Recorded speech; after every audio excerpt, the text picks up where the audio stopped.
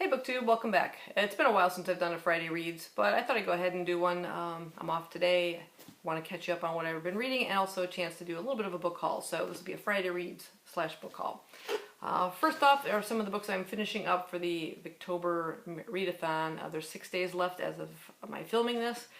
I am making my way through the Wimborne book of Victorian ghost stories. I don't anticipate finishing this. There are quite a few stories in this particular collection, all by women authors, at least in volume 1.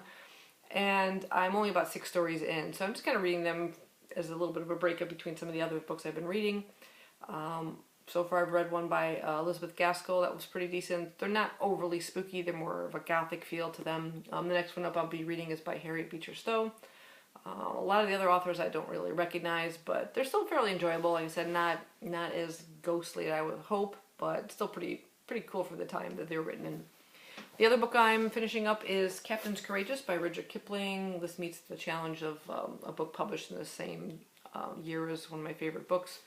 And I've got about 30 pages left of this. It's a seafaring novel about a young boy named Henry who's sort of washed off, falls off of the ship he's on and ends up being picked up by a fishing boat, and he's sort of stuck there for a little bit till they can get him back to land to meet up with his parents, who I think he's dead.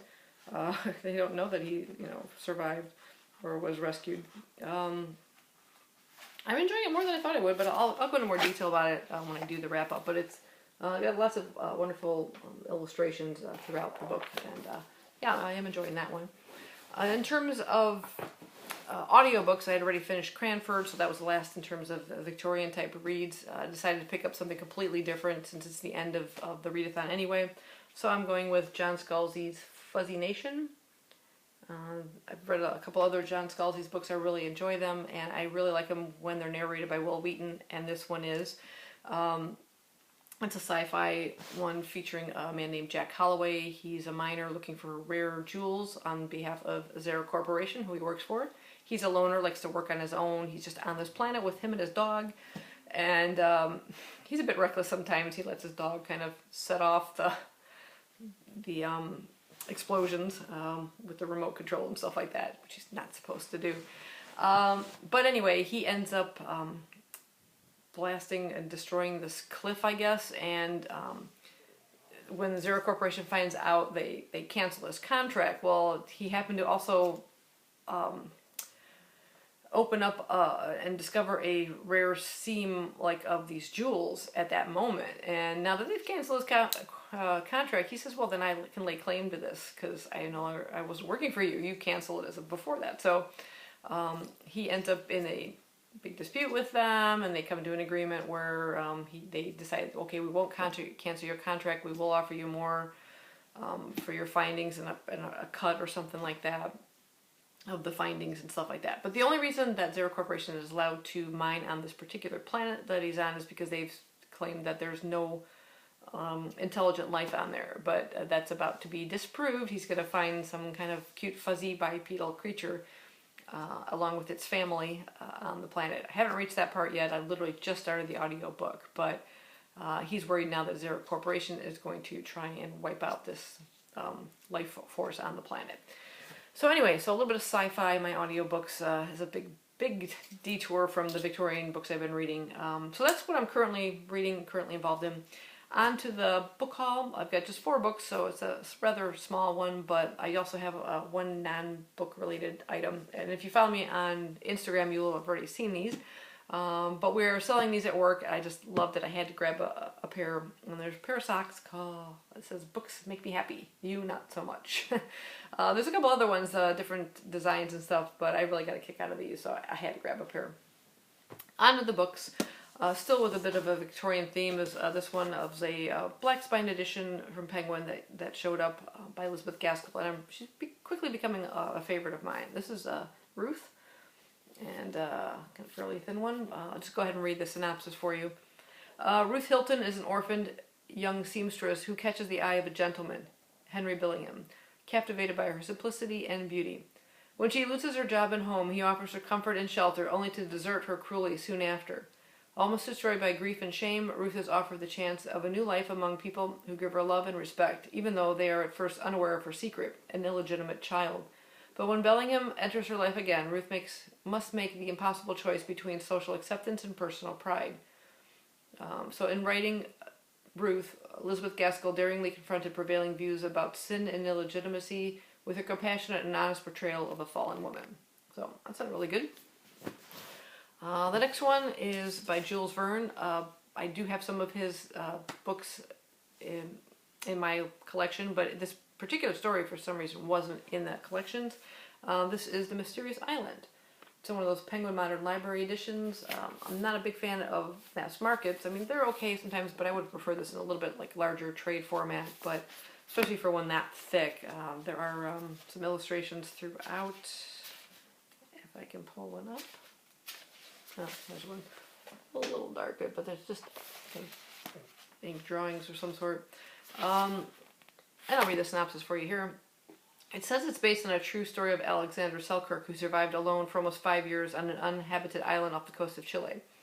In this particular twist on the story, it says it's an enthralling tale of 5 men and a dog who land their balloon on a faraway, fantastic island of bewildering goings-on. Mystery, suspense, and science fiction combine in one breathtaking story as the men struggle to survive and ultimately discover the island's great secret. And there are 75 of those illustrations taken from the original 1875 edition. So, I'm really happy to kind of find that. Next, perfect for October reads, and I've kind of just read a couple of them here and there, but this is a thin little book of horrors, Tiny Tales of Terror. It's a really, really skinny little book here, and I'll just show you the table of contents. You can kind of pause it if you'd like to see who's in it. I mean, Roald Dahl, you can see, is one of the top ones there. Edward Gorey has an untitled story in here. Love Edward Gorey. It's packed full of various illustrations, sometimes newspaper articles, dealing with something creepy. Some of them are poems, some of them are little limericks or little short stories. I'll read one of them. It's extremely short. This little one here by Colin West, called Cousin Jane. Yesterday, my cousin Jane said she was an aeroplane, but I wanted further proof, so I pushed her off the roof. That really reminds me of Edward Gorey.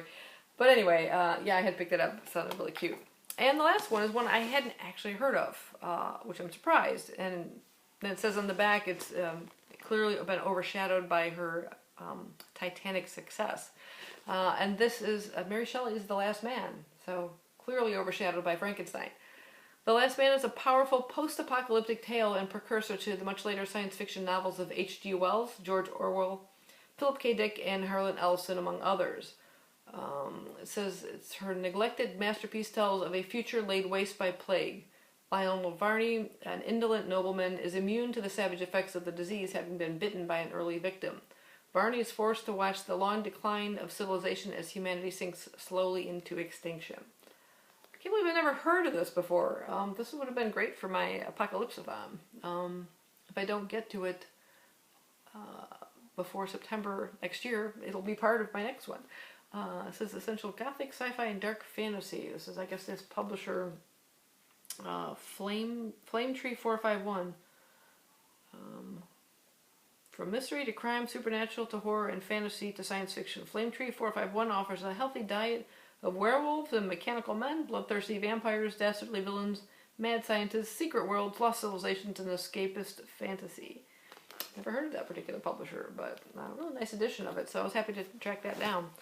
So that's my kind of mini book haul, and kind of a Friday reads out of the past. I can't remember the last time I did a Friday reads. Just do reading updates now, because if I did a Friday reads every Friday, I felt like I was doing the same books because I wasn't reading fast enough, or didn't always have time to film on Fridays. Wasn't always off like I am today. So thought since I would go ahead and do one for nostalgic purposes. So hope you guys enjoyed it, and I will see you next time when I probably wrap up Victober.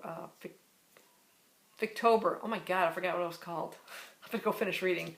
See you later. Thanks for watching.